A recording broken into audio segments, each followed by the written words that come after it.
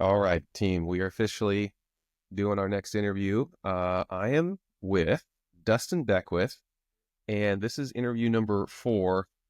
Dustin, you are many things from what I can understand and what you have shared.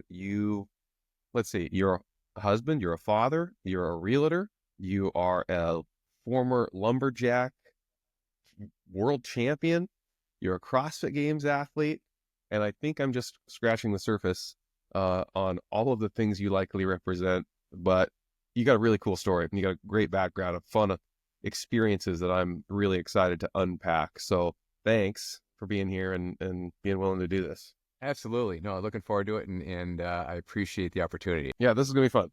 Okay, I'm kicking off with a lightning round, so brace yourself. This will be Okay. fun. We'll keep up the good momentum and just let it rip. Like, give me your best shot here on these answers. So, question 1: what's your favorite hero WOD? Probably Murph. We look forward to, especially our family every year, Memorial Day, and we go over to the cabin, or we go to a garage, and try to get some friends together and strap on the vest and rule it out. Okay, if you had to give advice to your younger self, what would you say about your CrossFit journey?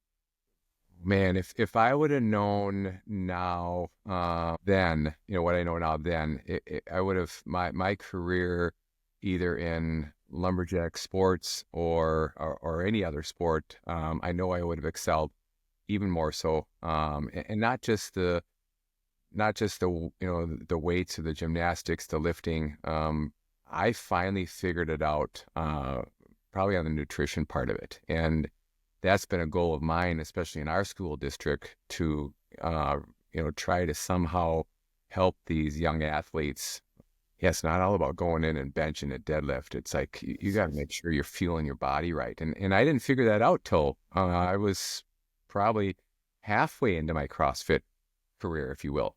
What's your proudest moment of your CrossFit journey? It was probably, I mean, there's been many, quite a few, but probably my son, going to the CrossFit, qualifying for his first CrossFit Games, was like, this is cool. This is really cool. What's your favorite movement? Snatch. It's got to be the snatch. So Okay. I'm feeling go into it now, but that was a movement. Obviously, was that snatch ladder at the games, and I ended up winning that event in Did you my. really?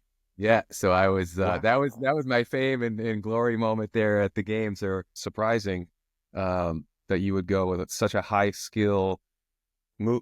I mean, typically at an older age, right? at an Yeah. older age, like you kind of feel like that, the snatch kind of deteriorates. But I was stalking you on Instagram, checking out some of your stuff, and you move really well. And so now that doesn't actually surprise me that you say snatch.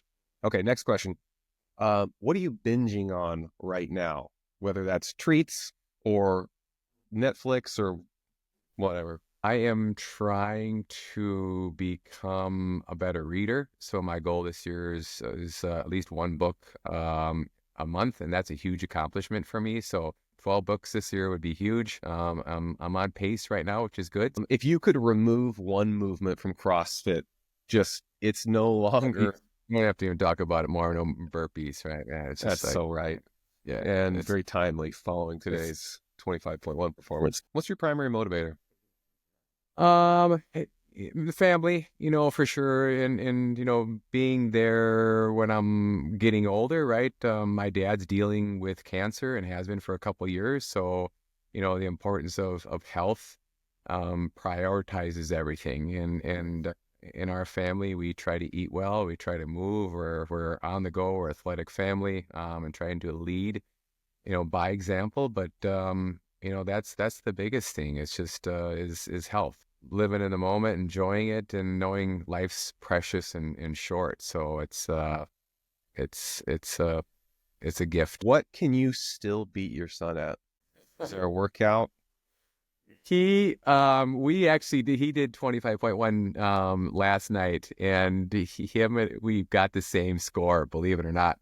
And Wow. and he moves so well. I mean, and I knew he was going to do well in this movement. So if I was a betting man, I wouldn't bet on me on this one. But I was like, at least if I can get close to him in the same round, I'll be happy.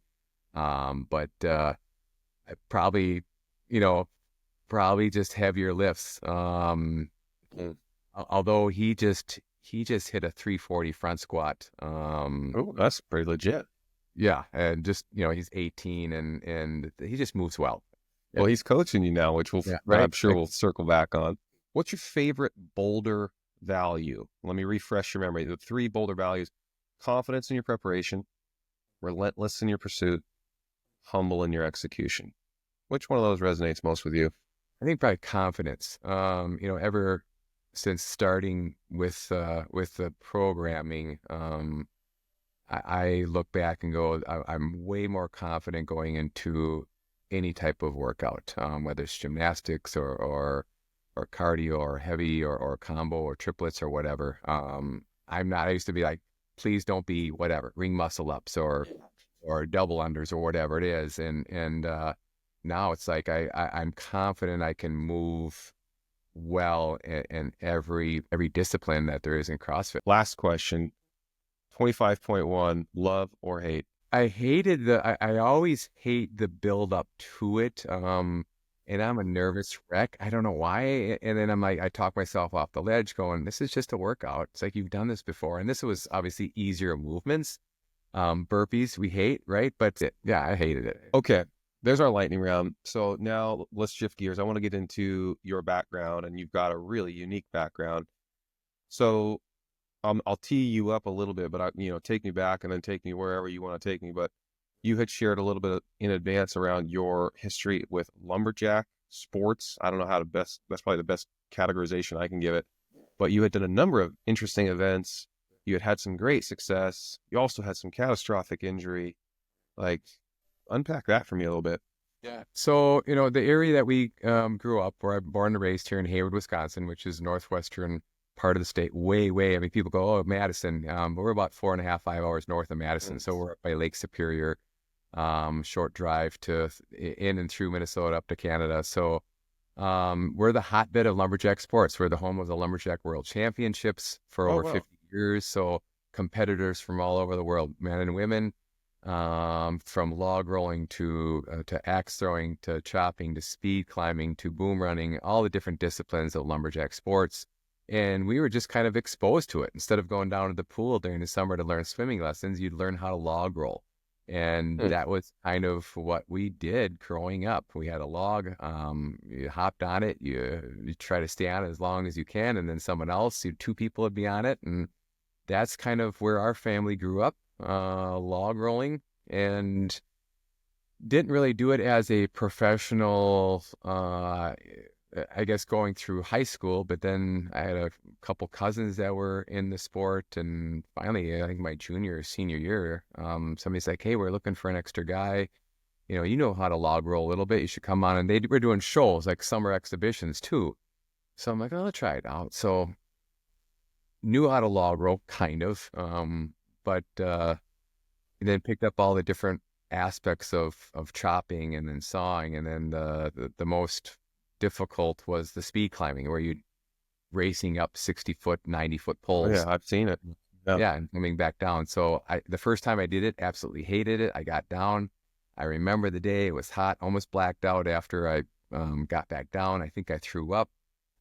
Never doing that again. As the story goes, ended up that was my strongest, like the snatch. That was my Yeah. strongest, and became good at it, really good at it, and won my first world championship when I was 19, and then went on to win a couple more. And then the big one, there's two different divisions, the 60-foot and the 90-foot, and then finally won my first world championship in the 90-foot, and the 2 years later.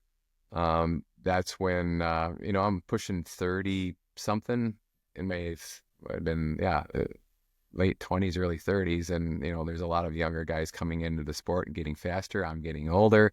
There's no age group divisions, there's no master Yeah. there. So, it's young guy versus old guy. And that's when I leading up through that broke a knee, blew out a knee 1 year. A couple years later, busted up my tibia and fibia on my tibia and my fibia and my other leg. So I got plates and screws in that.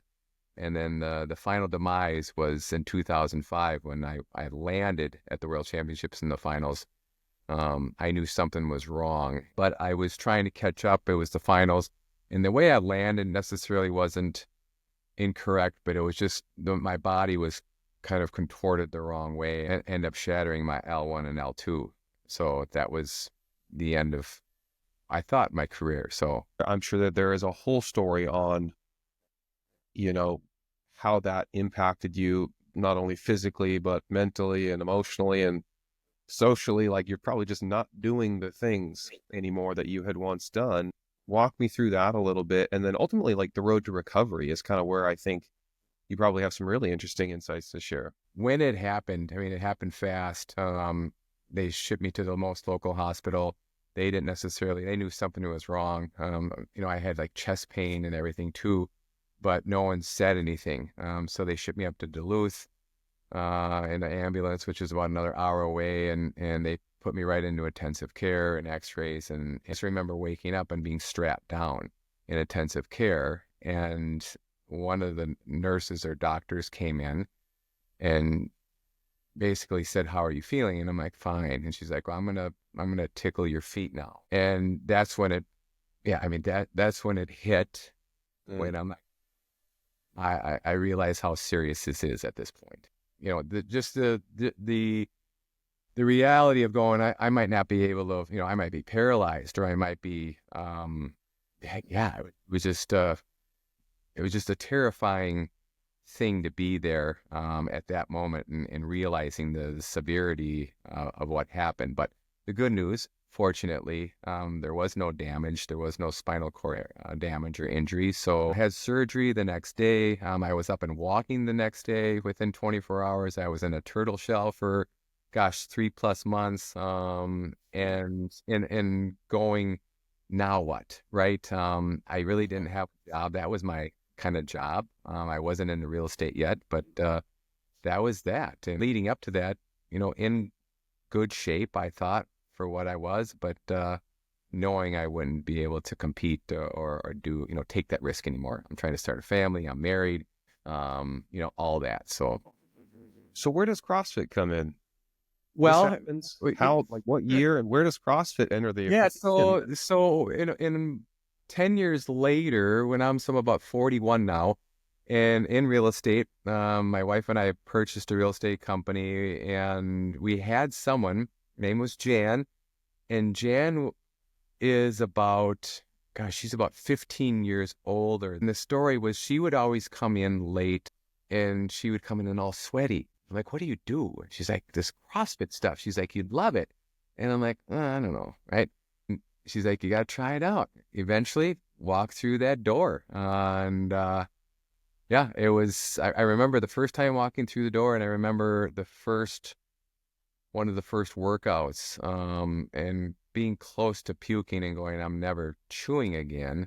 Although that was a long habit to break. And then I'm going, "I'm never drinking again." And that was a bad habit to break too. So Jan comes in sweating, you get introduced to CrossFit, yeah, transform your habits, and then you fast forward and you've made it to the CrossFit Games in 2024. You're in Birmingham.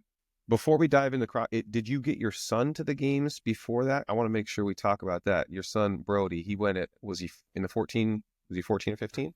correct. Yep. So Yeah. Tell me this story. This is fantastic. So we got introduced. My wife was probably 6-8 months after to me. I'm doing the same thing. I'm hooked, right? I'm drinking the juice, and I'm like, "Sally, you got to try this out. This is good. This Yeah. is gonna be good for us." And she got into it hesitantly, like everybody seems to be. And then Brody at the time was 11, 12 years old, probably 10, 11 years old, and doing the age group younger stuff, or the Cub games, or garage games for the kids, and doing well in those events. The kid moved well at that time. And yeah, and leading up to that, we went to the TFX down in Texas, and he qualified for that, because like before the games, that was in December or January. and we were like, we're going to go down there and check it out and see how you do. And we went down there and we competed against, it was like a half a dozen, 14, 15-year-old kids, or 13, 14. And he ended up getting second overall. He won an event because it was a pretty big competition, and they were having the 14 or 13, 14 going at the same time, and like the 35 to 30, 39 going or whatever. There was a wide group and he won. He beat everybody. I mean, all of a sudden went running across the finish line, and I'm like, oh, he didn't just beat his group. He beat like the 35 and 39-year-olds or whatever it was. But that was that. And then we had a coach come up to us down there and basically say, you get ready for the games. Your son's going to be just fine. So that was the journey, and he ended up winning the Open his first year. What? He won that. Yeah. So Brody ended up winning the Open in his age group. Like, yeah, we might have to start looking for hotels in Madison. But yeah, so that was a very, very cool ride for those 2 years. So full transparency, as I was totally stalking you on Instagram, like, who's this Dustin guy? I need to get to know him a little bit. What am I going to talk to him about? I'm looking through your stuff, and the things that stood out to me were like your focus on family. You mentioned that already, but like it was so clear, like it was just family, family, family, family, everything. And I like that was really cool. And then seeing, the relationship that you and Brody have, you guys are doing some posts together, and you're in the gym, and but it got me thinking. I know I've got a son, he's 8 years old, and like I'm his whole world, and he follows me everywhere, and he does all the things that I do. And so I'm just, as a dad does, try to lead by example and just set a great example for him to follow. And he'll pick up some stuff and he won't pick up some things, but it got me thinking about the pride that you must feel, and the experience that you have seeing him at the games. You've naturally coached him and given him tips and insights and supported him to accomplish that, and watching him on that big stage. What a cool feeling, and I would love to experience something like that. And maybe you can talk a little bit about just kind of how awesome that was. It was cool. I mean, and walking in the first time when he got his his all his gear, part of me was living through him too, going, probably not sure if I'll ever make it to the level that he did. I mean, any athlete that makes it to the games, whether it's teenager or masters or obviously the elite, adaptive, whatever it is, it's so cool, and although so hard, and a lot of people don't realize the dedication and time and sacrifice it takes to get there. And it is tough. And it's not just the working out in the gym. It is a lot of times, it's especially for us masters, right? Family. I mean, it's Yeah. tons of sacrifice, but it's a proud moment. It always will be. It's a core memory. There was times when I remember in the swimming one, when he was swimming, and I was a wreck. I was an absolute wreck. And I don't know why, but I was just like started crying. Here's a 49-year-old guy at the time. I'm sitting here, standing by another coach, and I'm like, I couldn't hold it together. And he can't. I mean, he's swimming and doing the ski erg and everything. And I'm just like, this is so cool, but proud. That's so cool. Thanks for sharing that. I want to talk about your CrossFit Games experience now. So you go from, hey, kids there, incredible moment, like just incredible pride. You do make it to the games in 2024. You're there in Birmingham, Alabama. You're in the big convention center, which I recently discovered, and I was there at the same time. So I know my experience. I want to hear about what was your experience like. The crazy thing was he's, last year at 24, Brody was still 16, 17, and he really didn't train much, leading up to the Open and the qualifiers and semifinals. And he's like, I'm just going to kind of be your pace car, which was cool. He goes, you're going to make it to the games. We're going to get you to the games. I'm like, all right. And that was kind of the objective, but I'm like, you're going to do this with me, and we're going to see how far you get too. So he ended up qualifying for the games as well. And the teenage, his 16, he's 17. So yeah, so we both do the Open, we advance to the top 200, and then the semifinals, and he ends up qualifying. And so now we're split going, well, they're in two different locations. They're the same week. and we can't, as a family, we can't do this. And this kid goes, Dad, I want you to go. I don't need to experience this again. I want you to go and do this. There's an interview that we did down at the games, that I was close to, Yep. close to tears I when saw he it. asked the question. I'm like, oh man, I don't know if I can answer this, or I need a pause here. But I mean, he's selfless, and it was so cool. But anyhow, so went to the games. We were like, we're going to Yeah. Birmingham. Cool, pack up the family, let's go. It was so cool. My goal was to make it to the games. Made it to the games. The overall experience, honestly, it was, for me, it was a little bit disappointed, to be quite Mm. honest. Not being there and competing with all the other guys, but what I experienced as a coach with Brody the years before with Noble and all the gear, and it was Mm. a way bigger production. And I know things changed, and it was, so that was the one thing I was like, oh, this is a little bit of a letdown. Oh yeah. Okay. That part of it, but people who never experienced that thought it was the greatest thing in the world. And maybe I was a little bit selfish, going, hey, I wanted a Noble jacket, Noble shoes, Yeah. $2,000 worth of gear, but it was cool. Made it, grateful, thankful. Hopefully can do it again. I'm looking forward to Columbus if we get that far. I think try to enjoy it, the ride, the journey more, for sure. Let's shift gears now. Let's talk about 25.1. You did it today. I did it today as well. We both talked about, we don't like these burpees, man. And it was the whole workout was just It was. burping and burping and burping. How'd it go for you? It went all right. I ended up getting 232 reps. That's fine. I'm happy with that. Will I That's pretty redo damn it? impressive. For Are you using the probably. 50? Yeah, we're on the 50 swell. Yeah, Oh man, that's really impressive. Well done. it sucked though. It sucked. That was a suck. Yeah, I wasn't a huge fan of the workout on paper. I was probably a little bit less of a fan doing it in real life. It played out much like I thought it would. It's like try to stay steady and not just blow all the tires, Right, about the right. halfway Around point. nine burpees into it, going, oh boy. Yeah, which I definitely have a tendency to do. So it was like just pace, pace, Right. pace. Try to maintain some semblance of like control.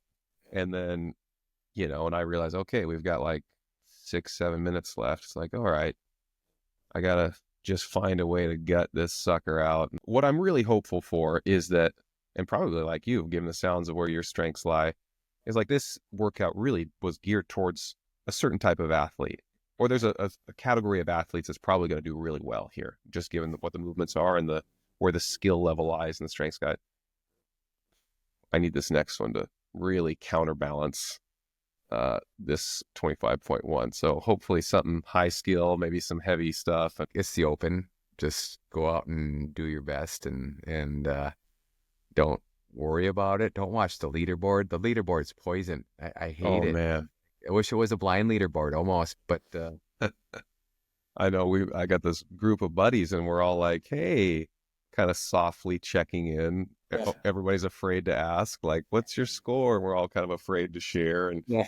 we, what we call is prices right each other, where you're like, oh, I got you by one, Tired? Like, yeah. And so we're all kind of we're doing this dance right now and we're all being very respectful, but everybody's in the same boat. Like, Oh what yeah. the heck is your score, man? Yeah. And I always have a tendency to say I'm not going to redo, and then I talk myself into a redo. And Jason does all the time. I know I always redo. And so I have a feeling, and just given the trend, I'm sure I'll do it again, but I really would rather not. Dustin, this has been cool. This has been really cool. A lot of good, like punchy stuff that you shared that I'm really confident is going to be of interest to the audience, whoever's watching, and I think you've got a lot of inspiring stuff. You got a great history, some really cool accomplishments. I just absolutely love the story and the relationship between you and Brody. That is so cool. And for all the fathers in the Masters division, man, wouldn't that be cool? Yeah. Wouldn't that be cool someday? That's my aspiration. I'm rooting for you, Dustin. Keep at it. Hopefully this is not the last time we see each other. Maybe we'll bump into each other in Columbus. Let's do it. Let's do it, man.